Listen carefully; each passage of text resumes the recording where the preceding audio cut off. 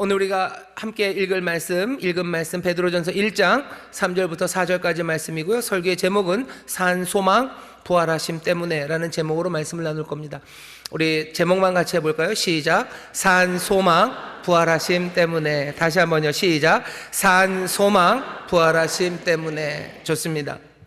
그냥 소망, 희망이 아니라 산 소망이라고 하는 이유는 소망의 반대들이 있기 때문입니다.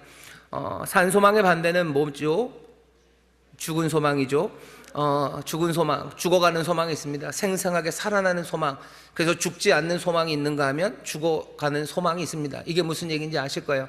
사람들이 희망을 가지고서 뭔가를 해서 앞으로 나아갑니다. 그런데 그 희망, 그 소망이 갈수록 점점점 내리막길을 걸어요. 그러다가 그냥 슥 사라져버리는 죽어가는 소망이 있습니다. 하지만 우리가 지금 말하는 건 산 소망이에요. 이 소망은 죽지 않는 소망입니다. 고난과 어려움이 있어도 사그라지지 않는 소망, 그 소망에 관한 이야기가 오늘 베드로가 우리에게 전하는 말씀입니다. 오늘 이 말씀을 듣는 사람들은요, 지금의 터키 지역에 있는 교회예요. 그 교회는 잘 나가고 있고 행복한 교회는 아니고요, 여러 가지 어려움으로 근심할 수밖에 없는 그런 환난 가운데 있는 교회입니다. 6절에 보시면 1장 6절에 그러므로 너희가 이제 여러 가지 시험을 인하여 잠깐 근심하게 되지 않을 수 없었으나 라고 얘기하면서 어려움이 있음을 얘기합니다. 어려움이 그냥 있는 것도 사실은 쉽지 않은데 베드로가 나중에 4장에 가시면요, 4장 12절에는 불시험이라는 얘기를 해요. 사랑하는 자들아, 너희를 시련하려고 오는 불시험을 이상한 일 당하는 것 같이 이상히 여기지 말고. 지금도 여러 가지 환난으로 근심할 만한데 이제 다가오는 것은 불시험입니다. 그게 베드로가 지금 말하고 있는 이야기를 듣는 사람들의 상황입니다. 그 사람들에게 산 소망을 얘기하는 거예요. 소망을 갖고 있다가도 여러 근심할 일이 있으면 소망은 점점 죽어가고, 아니 불시험이 오면 완전히 타서 재가 돼서 소망이 사라져버리는 그런 상황이 되는 것이 당연지사처럼 여겨지지만 오늘 베드로가 이 성도들에게 산 소망을 말합니다. 이 산 소망은 조금 지나가서 보면요, 아주 특별한 산돌이라는 이야기와 연결이 돼요. 그 산돌, 사람들은 버렸지만 이제 그 건축물 모퉁이의 머릿돌이 되게 하신 그 산돌 위에 우리가 지어져 갈 겁니다. 소망이 있으니 지어져 가는 소망이 놓쳐지지 않아요. 거룩한 나라로 살아갈, 왕 같은 제사장으로 살아갈, 그래서 고난과 시험, 역경이 있을 때라도 여전히 주의 길을, 또 우리를 인도하시는 그 길을 따박따박 걸어갈 그 사람들에 관한 이야기입니다. 산돌 위에 계속해서 시험 가운데도 지어져 가고 불시험이 다가올지라도 주가 우리에게 하신 말씀, 그 순종의 길을 걸어가는 사람들, 그 사람들을 우리는 보통 믿음의 사람들이라고 부릅니다. 히브리서 보면 그렇게 얘기하죠. 믿음은 침륜에 빠져서 주저앉는 사람들이 아니에요. 뒤로 물러나는 사람들이 아니에요. 믿음은 앞으로 나가는 사람들입니다. 믿음은 오늘 여기 있는 이 산 소망과 관련이 있습니다. 여기 소망으로 번역된 말이요, 엘피스라는 얘기입니다. 엘피스라는 얘기인데, 이 엘피스는 그냥 바라는 것이라는 의미도 있고요, 확신이라는 의미도 있어요. 우리가 알고 있는 믿음에 관한 굉장히 유명한 히브리서 11장 1절 말씀 보면 믿음은 바라는 것들의 실상이라고 그러죠. 믿음은 바라는 것, 이게 소망입니다. 소망의 실상이에요. 이게 무슨 얘기인가? 실상이 뭡니까? 실상이라고 되어 있는 헬라어가요, 자꾸 헬라어 얘기해서 죄송합니다. 그냥 거르고 들으셔도 돼요. 휘포스타시스 그렇게 되는데요, 휘포는 언더, 아래쪽이라는 뜻이에요. 그리고 스타시스라고 붙은 건 히스템이라는 동사가 바뀌어진 건데요, 아래쪽에 서 있는 겁니다. 그림은 이렇게 되는 거예요. 믿음이라는 건 뭐냐면요, 소망, 그것의 아래쪽에 서 있는 거예요. 이 아래쪽에 서 있는 게 빠져버리면 무너져 내립니다. 그래서 휘포스타시스, 여기 실상이라고 번역된 얘기는 본질 그런 겁니다. 예를 들면 그런 거예요. 찐빵에 안고가 빠져버리면 찐빵이 아닌 게 되는 거죠. 찐빵이 무너져 내립니다. 그런 것처럼 믿음이라는 건 소망의 본질입니다. 소망이 있으려면 그 밑에 뭐가 서 있어야 돼요? 믿음이 서 있어야 돼요. 믿는 것이 흔들리면 소망은 무너져 내립니다. 어떤 사람들이 자기 미래에 대해서 희망을 가지는 사람이 있어요. 너는 네 미래에 대해서 왜 그렇게 희망적이냐? 왜 이렇게 소망차게 움직이냐? 자기가 믿는 게 있죠. 믿는 게 자기의 능력인 사람이 있습니다. 내 능력을 믿어요. 내 자질을 믿어요. 그러니 그게 내 믿음입니다. 하지만 이 믿음이 흔들려 버리면, 이 아래 서 있는 이 믿음이 흔들려 버리고 이게 별것이 아니게 되면 어떻게 되죠? 소망은 와르르 무너져 내립니다. 더 이상 기쁨으로 달려가지 못해요. 바라는 것 아무것도 없어집니다. 그런 사람들 많이 보지 않습니까? 자기가 뭔가를 해야 된다고 생각해요. 그리고 그 해야 되는 일은 소망차게 그 일을 합니다. 하지만 그 믿는 것이 내 능력이에요. 어쩌면 믿는 것이 우리의 아버지예요. 내 아버지가 무너지기 시작하면 내 소망도 무너져요. 그러면 걷잡을 수 없이 무너져 내립니다. 하지만 우리가 말하는 소망은 산 소망이에요. 이 소망이 생생하게 살아있을 수 있는 이유는 뭐겠습니까? 우리가 믿는 바가 든든하기 때문입니다. 사람들은 여전히 소망을 말합니다. 예수 안 믿어도 소망을 말해요. 아니, 어쩌면 예수 믿는 사람들을 비웃으면서 자기들이 훨씬 더 소망차다고 얘기하고 자기들의 소망이 훨씬 더 근거가 뚜렷하다고 얘기하는 사람들이 있어요. 나중에 한번 가져다 대볼 겁니다. 그 사람들이 믿는 바가 뭔지, 그것이 정말로 흔들리지 않는 건지 확인해 볼 거고요. 지금은 먼저 우리의 믿음부터 확인해야 돼요. 우리는 뭔데 도대체 그런 소망을 가지고 이 환난 가운데도 정말로 힘차게 기쁨으로 하나하나 지어져가는 그 삶을 하나님의 말씀에 순종하며 그 어려운 길을 걸어갑니까? 다른 것 아니라 이 믿음 때문입니다. 어떤 믿음인지 오늘 베드로가 거기에 대해서 설명합니다. 우리의 소망의 근거가 뭔지, 우리의 소망이 산 소망이라네. 도대체 뭘 믿고 우리는 그렇게 산 소망을 말하는지 오늘 본문이 가르쳐 줍니다. 보시죠. 찬송하리로다 우리 주 예수 그리스도의 아버지 하나님이 그 많으신 긍휼대로 라고 되어 있어요. 처음 시작은 찬송합니다. 찬송할 만합니다. 우리에게 산 소망이 어떻게 시작되냐면요, 하나님으로부터 시작돼요. 하나님이 그 많은 긍휼대로, 하나님이 자비하심이 많으셔요. 하나님은 자비하심이 많으시고 하나님은 은혜가 많으셔서 도대체 무슨 일을 하셨습니까? 하나님이 하신 일은 우리를 거듭나게 하사입니다. 3절을 잘 읽어보시면 그렇게 되어 있어요. 우리 주 예수 그리스도의 아버지 하나님이 그 많으신 긍휼대로 예수 그리스도의 죽은 자 가운데서 부활하심으로 말미암아, 중요한 건 뭐예요? 우리를 거듭나게 하셨습니다. 하나님이 우리를 거듭나게 하신 거 믿으십니까? 옆에 있는 분들에게 얘기하셔. 하나님 우리를 거듭나게 하셨습니다. 여러분, 근데 이 거듭나게 했다는 얘기를 잘 이해하셔야 돼요. 거듭났다는 건요, 다시 나았다는 겁니다. 누가 다시 나았어요? 하나님이. 그죠? 거기 그렇게 되죠. 하나님이 우리를 다시 낳으셨어요. 하나님이 우리를 낳으셨다고? 예, 다시 낳았습니다. 우리가 많이 그런 얘기를 들어요. 거듭난 신자, 너는 거듭남이 있냐? 거듭났냐? 예, 나는 거듭난 신자입니다. 영어로 born again 크리스찬입니다. 그런 얘기를 많이 해요. 그런 말을 하면서 오해하기 쉬운 게, 내가 born again, 내가 다시 태어난, 내가 중생한, 내가 성도고 크리스찬이라는 얘기를 할 때 내가 뭔가 새로워졌다고 생각해요. 아니, 오늘 말씀은 그렇지 않습니다. 하나님이 다시 낳으신 거예요. 여기 말고 딴 데는 그런 식으로 얘기하지 않겠습니까? 아닙니다. 거듭난다는 이야기가 신약 성경 전체에서요, 베드로전서 여기 1장 3절밖에 없습니다. 아니, 하나 더 있습니다. 1장 23절에도 있습니다. 거듭난다는 얘기는 이게 다예요. 주어는 항상 누구예요? 하나님이 다시 낳게 하신 거예요. 하나님이 우리를 다시 낳게 하셨어요. 죄로 죽을 수밖에 없는 우리들, 그리고 어쩌면 연약한 우리들을 하나님이 다시 낳게 하셨어요. 다시 낳았다는 건 새로운 생명을 주셨다는 건데요, 이 새 생명은 예전의 생명과는 다른 겁니다. 여러분들 갑자기 머리가 막 돌아가시면, 아닌데 거듭난다는 얘기 내가 들은 적 있는데 어디서 들었더라? 요한복음에서 니고데모랑 예수님이 말할 때 거듭나지 않냐면 맞아! 라고 생각하실 텐데, 거듭난다는 한 단어로 아나겟나온이라고 쓴 거는 여기가 하나 다입니다. 요한복음에 있는 예수님이 거듭나지 않으면 할 때 그 거듭난다는 얘기는요, 그냥 부사를 쓴 거예요.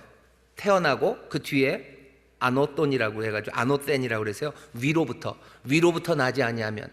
아노땐이요, 위로부터라는 뜻도 있고요, 새롭게라는 뜻도 있어요. 새롭게 나지 아니하면, 이런 뜻입니다. 그러니 비슷하기는 해요. 비슷하긴 하지만 베드로처럼 여기 쓰여 있는 말처럼 아나겟나오 이렇게 딱 쓴 건 여기가 유일합니다. 신약 성경에 보면 사실 유일한 건 아니에요. 전체 그릭 전체에서도요, 여기 쓰여진 이 아나겟나온이라는 단어는 거의 찾아보기 어렵습니다. 구약 성경을 헬라어로 바꾼 셉투아진트 그 70인역에서도요 이런 말은 없어요. 신약 전체에도 없고 찾아보기 굉장히 어려운 말입니다. 그냥 베드로가 이 말을 써요. 어쩌면 그럴 수밖에 없죠. 사람들은 상상해보지 못한 거예요. 하나님이 우리를 다시 태어나게 했다는 사실이 어디 다른데, 무슨 플라톤에 있을 수가 없어요. 소크라테스에 있을 수가 없어요. 다른 어디 있을 수가 없어요. 그냥 여기 하나밖에 없는 거예요. 하나님이 모든 자비하신 그 풍성한 긍휼하신 가운데 우리를 다시 태어나게 하셨어요. 우리를 다시 낳으셨어요. 그게 오늘 찬송하는 이유입니다. 우리가 산 소망이 있는 이유는 하나님 우리를 다시 태어나게 했기 때문이에요. 근데 그 다시 태어난 생명은 어떤 생명입니까? 예수의 부활하심을 따라 예수님의 부활하심 그 방식으로 우리를 다시 태어나게 하셨어요. 예수님을 어떻게 부활하게 하셨습니까? 그 부활절의 아침 하나님이 예수에게 한 일이 있어요. 무슨 일이죠? 죽은 자 가운데서 일으키셔요. 이 예수에게 새 생명을 주십니다. 그 생명은 이전의 생명과 다릅니다. 이 생명은 사망 권세를 깨뜨리는 생명이에요. 이 생명은 죄와 저주에 얽혀매이지 않고 오히려 죄를 멸하는 생명입니다. 그 생명으로 이 아들을 일으켜 세우셨어요. 우리가 로마서에서 바울이 하는 방식이 그런 겁니다. 하나님께서 이 아들을 일으키신 그 영이 우리 가운데 거하면 우리도 그 죽은 자 가운데서 그 영으로 우리를 일으키신대요. 우리를 그 생명으로 일으키신답니다. 우리의 부활이 왜 그렇게 중요합니까? 부활하실 때 하셨던 그 일을 이젠 예수를 믿는, 그래서 성령으로 말미암아 성령의 임재하심으로 그리스도인이 되어는 우리에게 우리의 존재 여기에 하나님이 그 일을 행하시기 때문이에요. 아들에게 행하셨던 그 일을 하십니다. 고린도후서 13장에 보면 그런 말씀이 있어요. 예수님 연약하여 십자가에 못 박혀 죽으셨어요. 하지만 하나님이 그 능력으로 일으키셨어요. 우리도 주 안에서 연약한 우리도 하나님께서 능력으로 일으키신대요.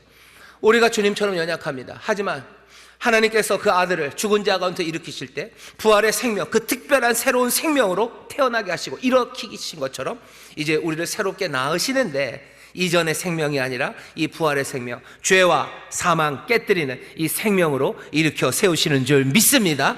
이게 우리의 믿음이에요. 이 믿음이 우리로 뭐 하는 거예요? 소망하게 합니다.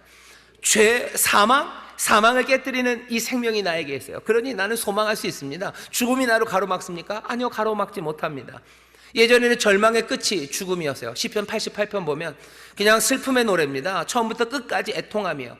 시편 보면 뭐 중간에 그래도 끝에 뭔가 좀 소망의 여지를 남겨놓기도 하는데 88편은 그렇지 않아요. 그냥 끝까지 18절 마지막도 그냥 나를 암흑에 두셨다고, 흑암에 두셨다고 그냥 그렇게 끝나요. 한 중간 10절 11절에 보면 뭐 그런 얘기입니다. 죽으면 뭐 어떻게 할 수 있습니까? 사망한 자에게 기사를 보이시겠나이까? 유혼이 일어나 주를 찬송할 수 있습니까? 주의 인자하심을 무덤에서, 주의 성실하심을 멸망 중에서 선포할 수 있습니까? 죽으면 다 끝 아닙니까? 그 죽음 때문에 괴로워하고 절망하는 이야기가 나와요. 하지만 이제 우리는 거기에 대해서 답할 수 있어요. 죽은 자들이 일어나 찬송할 수 있습니까? 우리의 답은 뭐예요? 예, 일어나 찬송할 수 있습니다. 왜 그렇죠?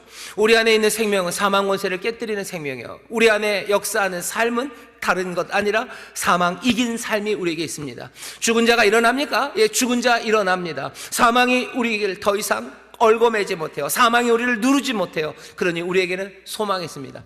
사람들은 죽음 앞에 모든 소망을 다 고이 내려놔요. 죽음 앞에 모든 소망 내려놓고 고이 접어버립니다. 하지만 우리는 달라요. 왜? 하나님이 우리를 낳으셨는데, 우리를 새롭게 낳게 하셨는데, 그 생명이 예수 그리스도의 부활의 생명, 그 생명으로 우리를 낳았기 때문에 우리는 죽음 그것 앞에서도 소망을 잃지 않는 산 소망의 사람들인 줄 믿습니다.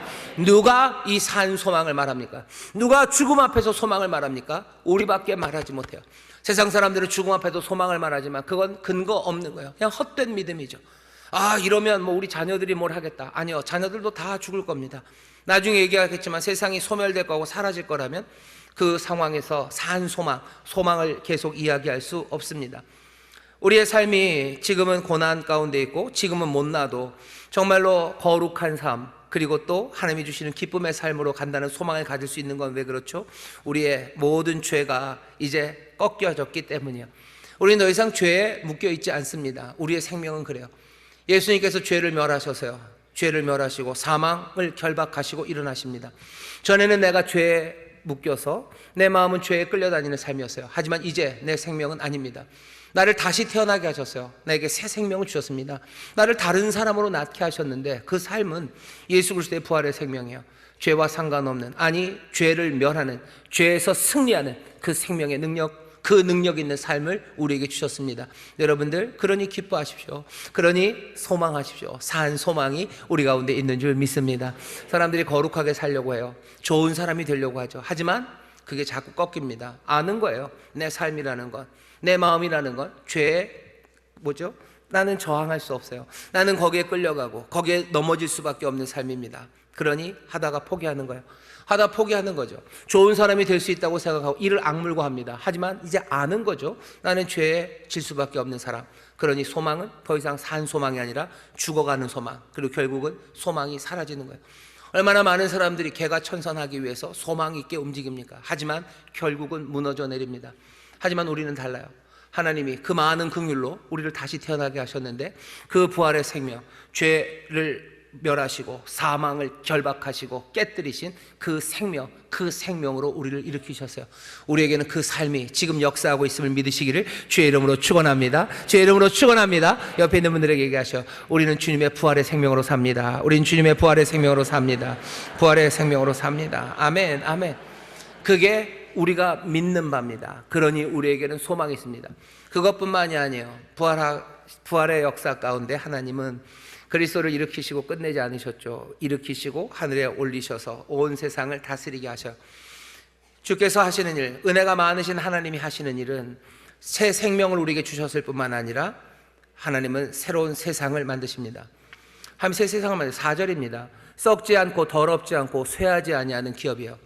이 썩지 않고 쇠하지 않고 더럽지 않는 이 기업, 이 세상은요, 지금의 이 세상은 아닙니다. 이 세상은 썩어가요. 이 세상은 더러워갑니다. 이 세상은 쇠하여가는 세상이에요. 하지만 그것이 아닌 세상, 하나님이 그 세상을 만드셨대요. 그 세상은 지금 어디 있습니까? 분명히 얘기해 주시죠. 너희를 위하여 하늘에 간직해 놓으셨답니다. 하나님이 온전히 새로운 세상을 만드셨어요. 그 세상을 만드시고 지금은 하늘에 간직하고 있습니다. 하늘, 우리는 지금 땅에 사는데요. 예, 우리는 땅에 지금 그 새로운 생명을 가지고 살아요. 부활의 생명을 가지고 이 땅에 삽니다. 하나님의 은혜와 긍휼이 가득한 생명을 가지고 이 땅을 살아가요. 우리가 여기서 살아가는 시간이 점점 더 하나님의 임재와 그 사랑과 자비가 온 땅에 스며들게 하는 그 삶이 될 겁니다. 하지만 그러다가 언젠가 이 가로막혀 있는 것이 걷어지는 날이 있어요. 하나님이 하늘에 간직하셨던 그 새 세상을 여기 정말 하나님의 임재와 자비 가운데 그 부활의 생명으로 세상을 변해가던 이 땅에 이 세상이 임합니다. 여기 하나님이 하시는 일이 그 일이에요. 오늘 우리가 믿는 믿음은 뭐죠? 여기 하나님께서 저 하늘에 간직하신 새 세상이 있다는 믿음이에요. 이 세상이 썩어지고 쇠하고 이게 끝이 아니라 하나님이 썩지 아니하고 쇠하지 아니하고 그리고 또 더럽혀지지 않는 이 새 세상을 우리를 위하여 준비하셨어요. 이 세상을 유업으로 기업으로 우리에게 주시려 우리를 아들로 삼으시고 이제 그 나라를 우리에게 가져다 주실 겁니다. 그게 우리가 믿는 바입니다. 그러니 이것이 우리에게 산 소망으로 살아가게 하는 거예요. 우리가 살아가다 끝나지 않아요. 인생이 내가 죽어서 끝나는 것도 아니고 세상이 끝장이 나는 것도 아니에요. 우리가 바라보는 건 뭐죠? 그 놀라운 새로운 세상입니다. 여러분들, 오늘 두 가지예요.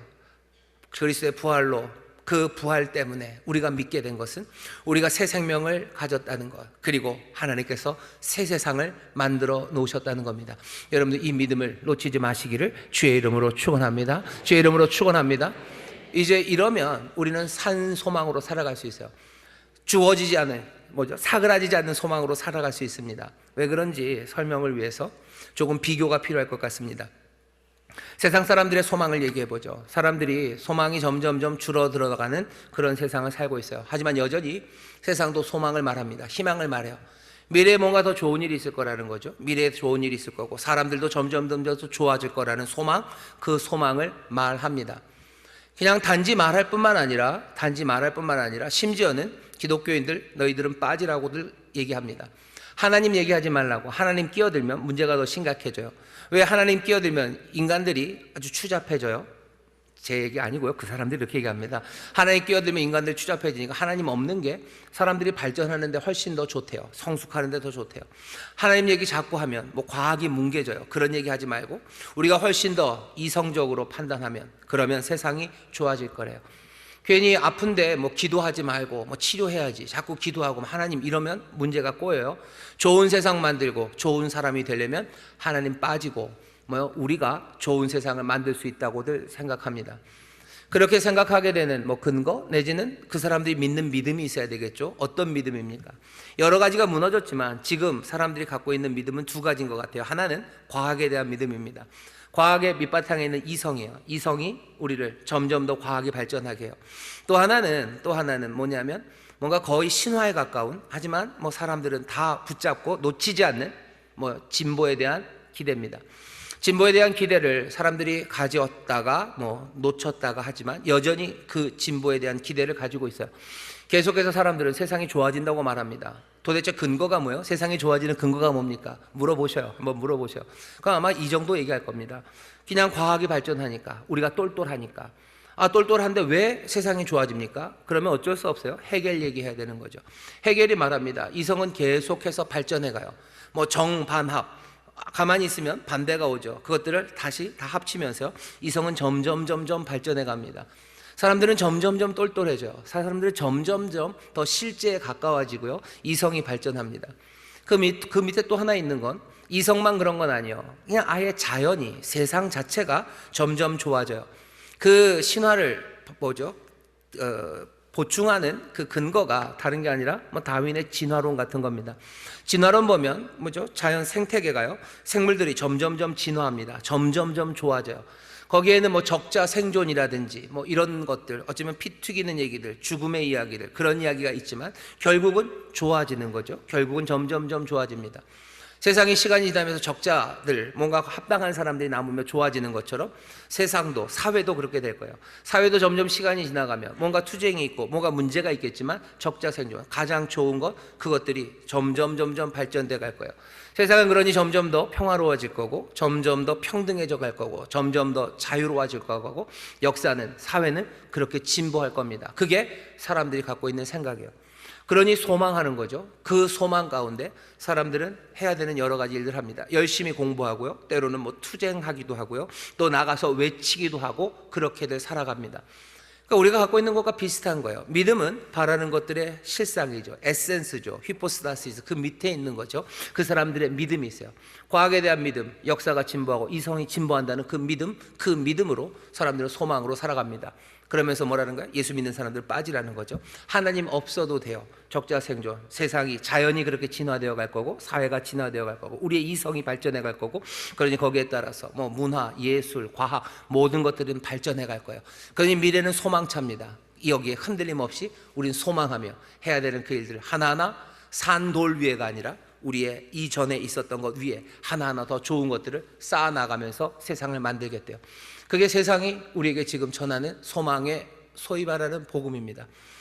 물론 그것들이 줄어들기도 해요. 하지만 여전히 그 이야기를 합니다. 우리가 믿고 있는 산소망, 그 산소망과 비교해보면 여기 있는 이 세속적인 이 소망, 새롭게 좋아진다는 진보의 이 꿈은 사실은 허망하기 이를 데 없습니다. 사람들은 우리가 믿는 게 허망하다고 그래요. 하지만 잘 생각해 보세요. 우리 사람들은 하나님이 우리를 새롭게 낳게 하시고 부활의 생명으로 우리에게 새 생명을 주시고 저 멀리 새 세상을 만든 거, 그게 말도 안 되고 그게 어떻게 소망을 밑받칠 수 있는 기반이 될 수 있냐고 생각을 하지만 한번 놓고 보셔요. 세상이 생각하는 그 과학, 이성이라는 것을 보세요. 유발 하라리라고요. 유발 하라리라고 꽤 요즘 유명한 무슨 책 잘 쓰는 학자가 있습니다. 그 사람이 한 몇 년이죠? 한 8년 전 2017년에 호모 데우스라는 책을 썼어요. 호모는 사람이라는 뜻이고요, 데우스는 신입니다. 그러니까 사람 신, 인간 신이라는 책을 썼는데 책은 길지만 얘기는 뭐 간단하게 하면 이런 얘기입니다. 옛날 사람들은 신을 믿었어요. 고대는 신을 믿었습니다. 왜냐하면 우리가 살아가는 이 삶의 환경을 통제할 수 없었기 때문이요. 기근이 오고 전쟁이 오고 아니면 여러 가지 전염병이 오면 그냥 사람들은 속수무책으로 당하는 거죠.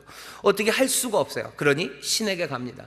뭐 비를 내려달라고 하고 이 역병을 치료해달라고 하고 뭐 이게 뭐 쥐로부터 왔으니 쥐의 신에게 가서 빌기도 하고 뭐 이런저런 이야기를 하는 거예요. 전쟁의 신에게 가서 뭘 합니다. 하지만 이제는 아니에요. 전에는 그 여러 가지 문제들을 통제하지 못했지만 이제는 아니죠. 이제는 우리에게 과학적인 그리고 여러 가지 자원들이 있어서요, 예전에 통제하지 못했던 것들을 어느 정도, 완벽하게는 아니어도 어느 정도 통제합니다.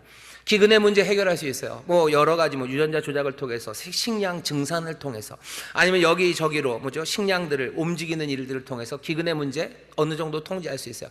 전쟁, 그것도 때로는 외교적인 문제로, 아니면 누군가 힘 있는 나라의 연합군으로 전쟁의 문제도 해결할 수 있을 것 같고, 전염병, 여러 가지 전에 어쩔 수 없었던 것들을 이제는 통제하기 시작했죠. 그러니 유발 하라리가 얘기하는 건 이제 우리에게 더 이상 신은 필요 없다, 그 정도의 이야기가 아니에요. 제목 그대로 이제는 우리가 신이에요. 우리가 통제할 수 있어요. 우리가 통제할 수 있습니다. 그리고 우리는 점점 더 많은 자원들을 갖게 될 거예요. 우리는 점점 더 많이 알게 될 거예요. 그러면 점점 더 통제력은 완벽해지죠. 그러니 미래는 확신할 수 있습니다. 미래는 좋은 세상이 올 수 있다고 확신하는 것, 그것이 그 낙관론이 여기 유발 하라리가 우리에게 전하는 이야기입니다. 근데 잘 생각해 보셔야 돼요. 그런가? 정말 그런가? 과학이 발전하고 역사가 발전한다는 그 이야기를 우리는 그냥 그렇게 믿어도 되는가? 사회는 점점 더 분열되어 가요. 그리고 양극화되어 갑니다. 세상에는 점점 구심점 없어지고 합의된 무슨 공익에 대한 개념, 그런 것도 사라져요. 사회를 떠받쳐왔던 여러 가지 시스템들은 하나하나 무너져 내려가기 시작합니다. 문제는 우리가 어쩌면 과학을, 어쩌면 그 능력이 부족해서가 문제가 아닌 듯 싶습니다. 문제는 뭐겠습니까? 우리가 과학을 발전시키지 못한 게 문제가 아니라 어쩌면 그 과학이 우리의 삶에 있는 여러 가지 문제에 오히려 원인이 되는 게, 그게 문제입니다. 과학이 발전을 하죠. 마땅히 과학이 발전합니다. 하지만 문제가 해결되는 게 아니에요. 얼마 전에 코로나 팬데믹이 있었습니다. 코로나가 왜 그렇게 갑자기 온 세상에 재앙이 되어버렸습니까? 왜 팬데믹이 되어버렸어요? 코로나는 그냥 코로나예요. 근데 코로나가 팬데믹이 되는 건요, 그냥 전 세계적인 위협이 됐던 것, 그냥 세상이 너무 빠르기 때문이에요.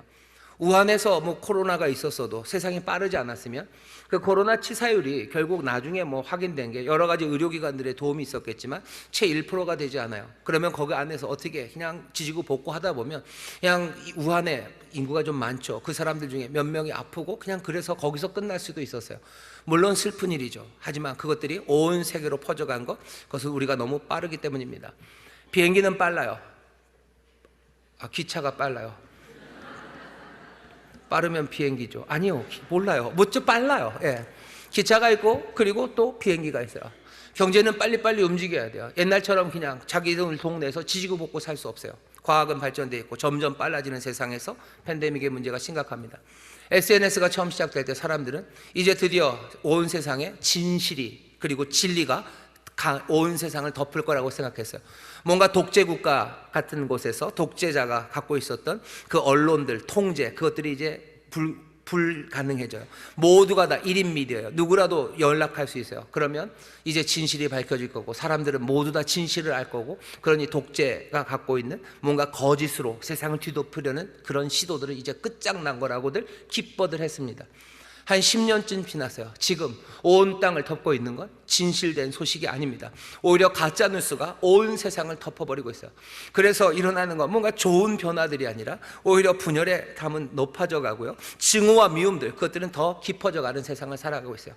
과학이 발전합니다. 과학이 발전하지 않은 게 문제가 아니에요. 오히려 그 과학의 발전이 우리의 미래를 위협하고 있는 그런 상황입니다.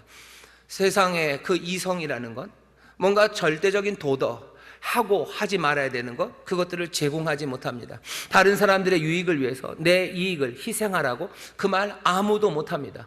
이성은 그 얘기할 수 없어요. 계속해서 이기적으로 말해야 됩니다. 그 말밖에 할 수 없죠. 세상이 더 나아질 거라는 우리들의 희망, 그것을 위협하는 요소는요, 자연환경, 예전처럼 자연환경도 아니고 뭐겠습니까? 우리 안에 있는 어쩌면 끊임없이 솟아나는 악의 문제입니다. 과학은 악을 근절할 수 없어요. 해겔이 말하는 역사의 발전이라는 그 생각들, 아니면 진화론, 그것이 우리 안에 있는 악을 근절할 수 없습니다. 오히려 그 악한 통제, 그것들을 더 늘리는 데만 쓰임이 될 뿐입니다. 극악한 악이 아니어도 좋아요. 그냥 평범한 불의들, 그 불의가 세상을 어지럽게 만듭니다. 사리사욕, 자기 욕심을 차리려는 그 기업들, 아니면 특정 인종들, 아니면 특정한 사람들에 대한 편견들, 오만함들, 그리고 우월감들, 부정직함들, 부패들, 그 악입니다. 사회를 무너뜨리는 어쩌면 개인의 조그만 이기적인 행동들, 그것들이요. 아예 그래서 이쪽에 뭐죠? 하나님 없다고 하는 사람은 그렇게도 얘기해요. 아예 이기적인 유전자가 세상을 좋게 만든대요. 하지만 그 말에 속을 수가 없어요. 이기적인 유전자가 만들어가는 세상은요, 그냥 이 불의의 세상입니다. 과학은 발전하는데 왜 우리의 젊은이들은 더 소망이 없습니까? 예전에는 그냥 결혼할 수 있을 거라고 생각했어요. 예전에는 그냥 아이를 낳아도 될 거라고 생각했어요. 하지만 이제는 그 소망마저도, 결혼의 소망 아니면 아이를 낳는 거, 그것도 두려워 못합니다. 왜? 믿음이 무너져 내리는 거예요. 믿음이 무너져 내리니 소망하지 못하죠.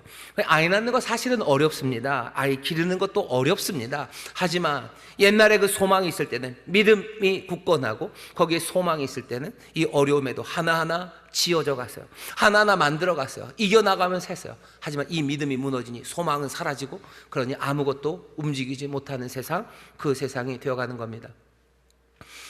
세상에 소망을 두는 것이 무너질 수밖에 없는 것은 사람의 악, 그 문제를 해결하지 못하기 때문입니다. 하지만 우리가 산 소망을 가지는 건 뭐예요? 우리에겐 새 생명을 주셨어요. 그것이 완벽하지는 않아도 우리 안에 죄를 멸하고 그리고 죽음을 이기는 그 생명이 우리 안에 있습니다. 우리는 그것을 믿는 사람이에요. 우리는 그것을 믿는 사람이에요.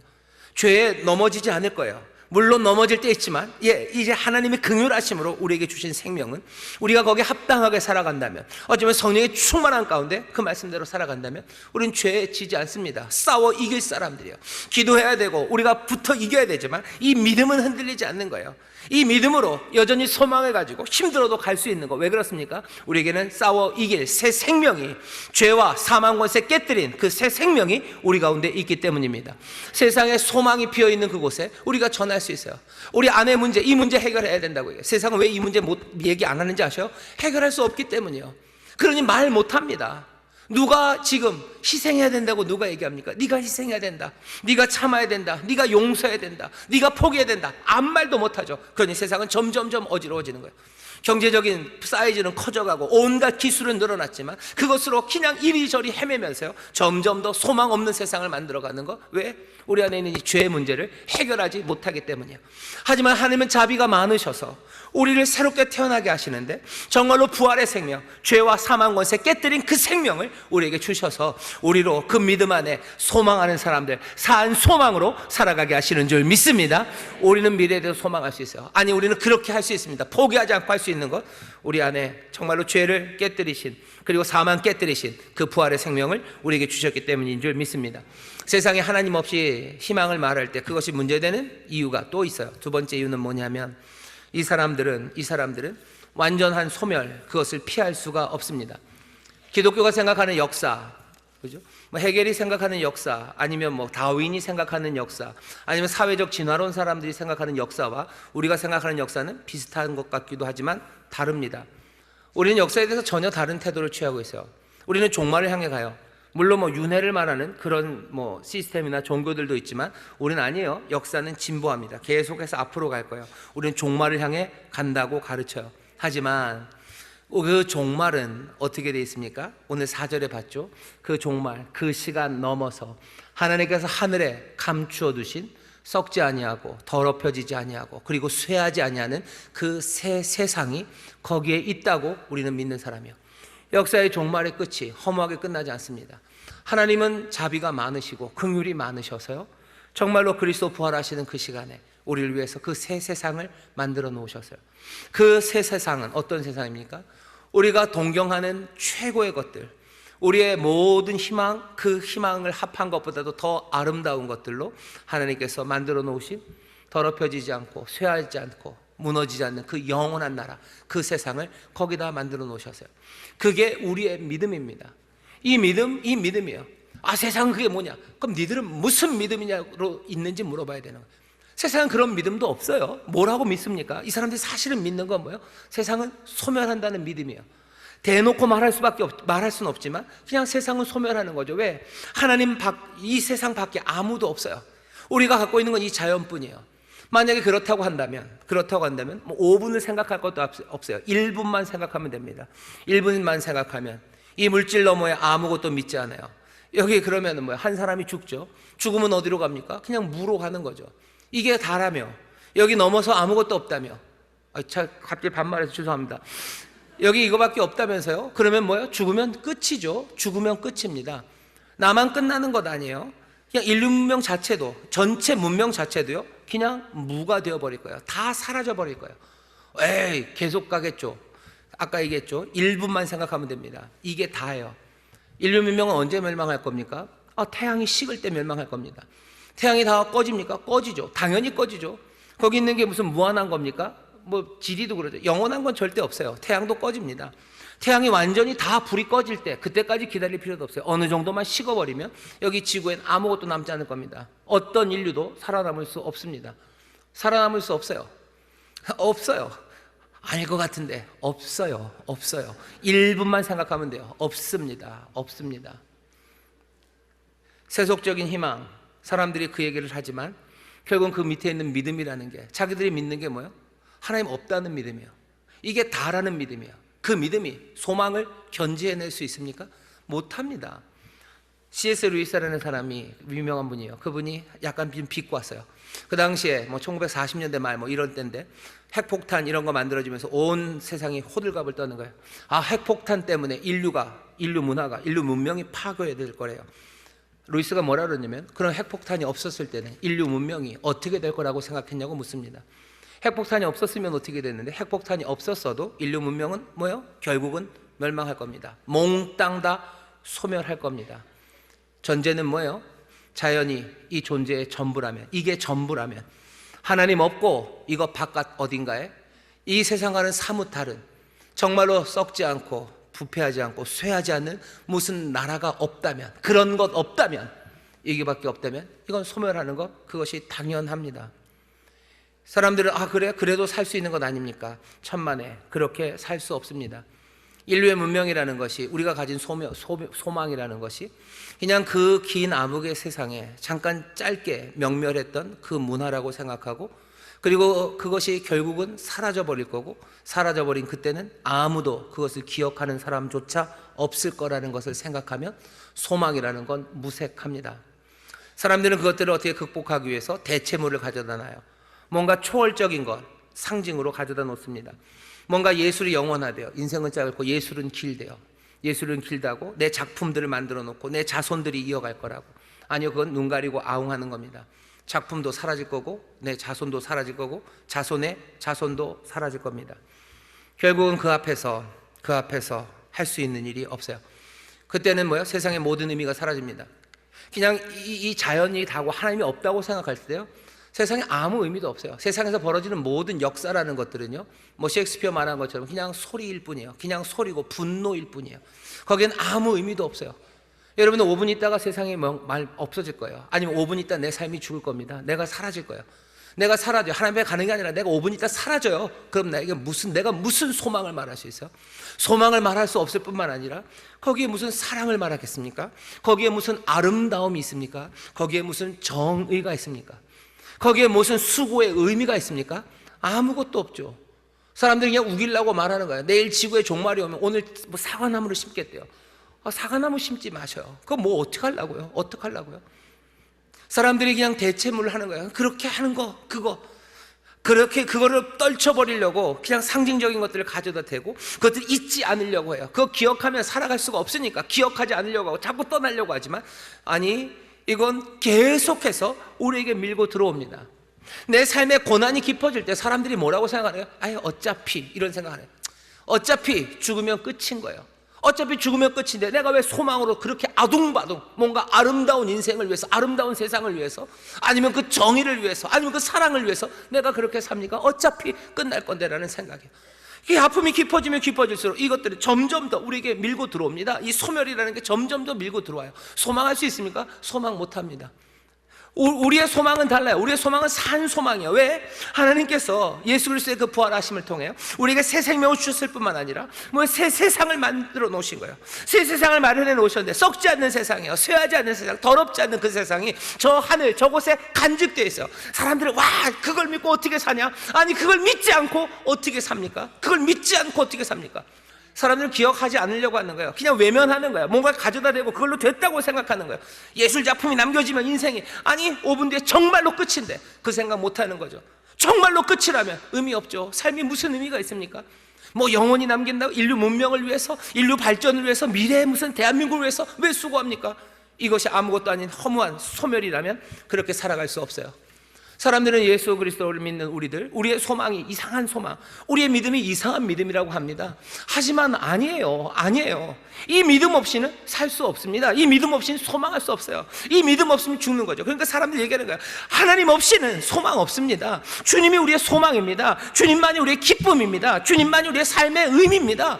여러분들, 이 사실에 대해서 사람들이 뭐 웃기는 소리 하고 있네, 뭐 니네가 없는 게 소망이고 니네가 없는 게 기쁨이라고 말하지만, 아니요, 조금만 생각해 보면 정말로 주께서 긍휼하심으로, 많은 긍휼로 우리에게 행하신, 어쩌면 연약하고 죽을 수밖에 없고 이 유한한 땅에서 살고 있는 우리에게 하나님이 자비하심으로 우리에게 행하신 놀라운 일이 무엇인지 우리는 알 수 있어요. 새 생명을 주시고 새 세상을 마련하시고 우리를 그리로 부르십니다. 그러니 이 땅에서 우리는 빼앗기지 않는 소망으로, 정말로 흔들리지 않는 믿음으로 영원한 소망 가운데 걸어가는 사람들인 줄 믿습니다.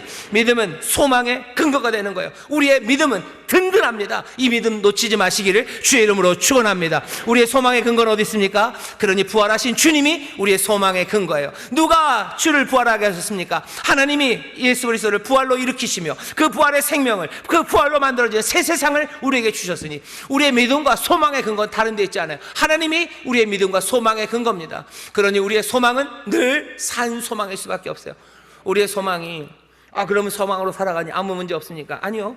우리의 소망은요, 예수 그리스도 닮아가는 소망입니다.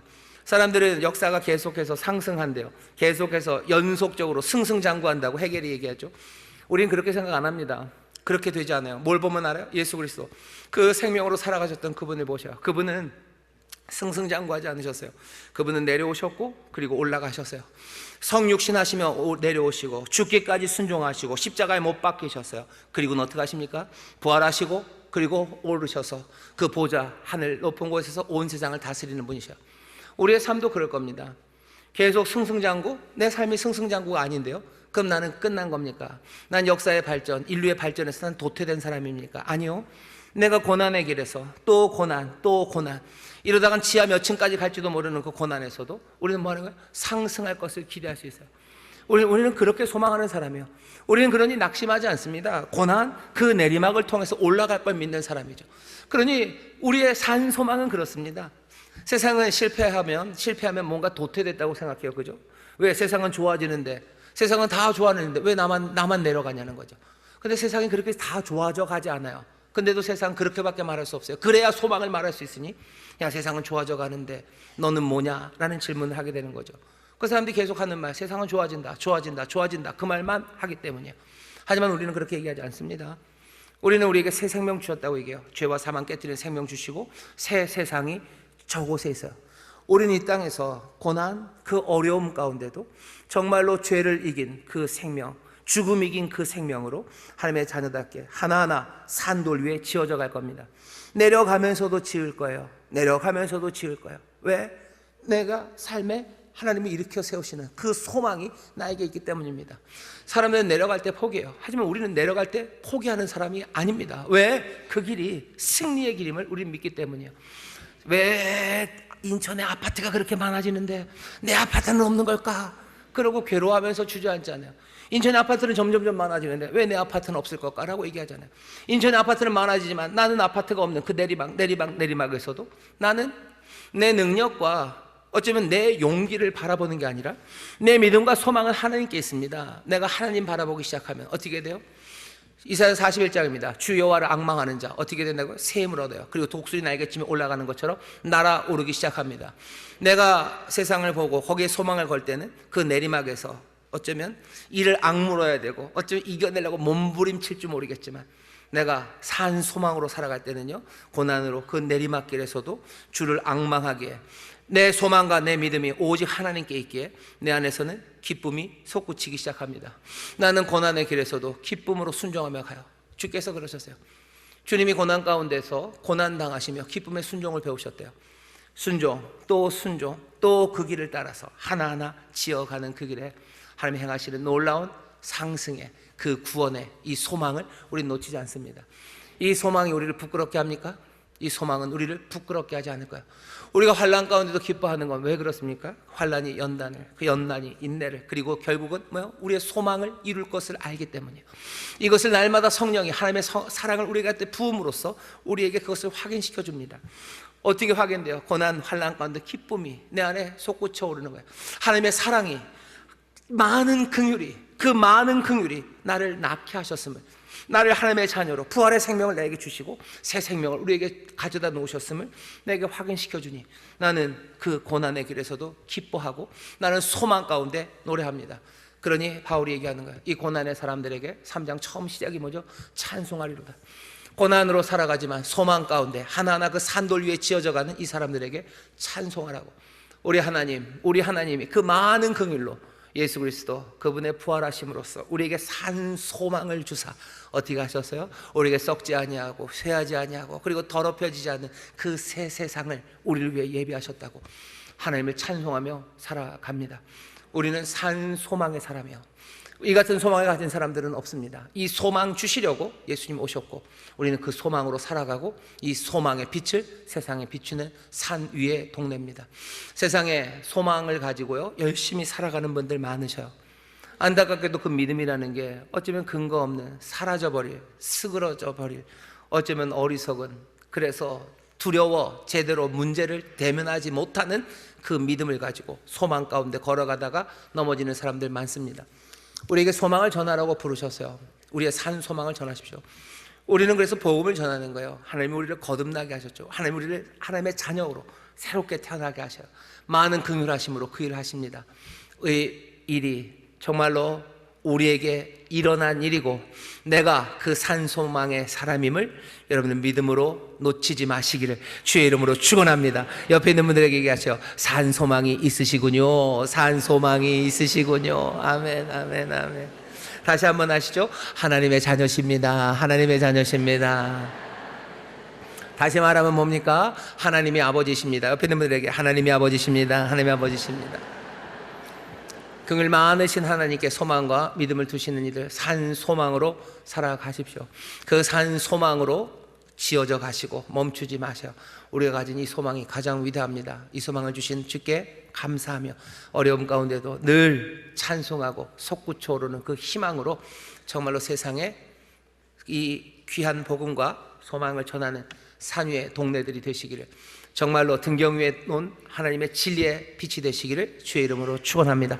기도하겠습니다. 하나님 감사합니다. 부활, 그 능력, 그 놀라운 역사가 우리에게 만들어 놓은 변화들, 아버지 이것들을 하나하나 깨닫도록 우리에게 말씀을 주시니 감사합니다. 오늘 하루 우리에게 주신 이 말씀이 아버지 내 마음에 다 받아들여지고 내 삶에 다 아버지 하나님 심겨지지 않았을지라도 성령님 우리를 도우시사 정말로 이 말씀 묵상하는 가운데 점점 더 기쁨으로 일어서게 하여 주옵시고 아버지 소망으로 움직여가는 가운데 하나님의 약속하신 말씀이, 그 놀라운 소망이 우리를 부끄럽게 하지 않으며 우리 가운데 이루어지고 있음을 증거하는 증인들이 되게 하여 주옵소서. 성령님 우리를 도와주실 줄 믿습니다. 진리 영이 도우실 줄 믿습니다. 용기를 주실 줄 믿습니다. 기쁨을 주실 줄 믿습니다. 성령님 역사하여 주옵소서. 감사드리며 예수님 이름으로 기도합나이다. 아멘.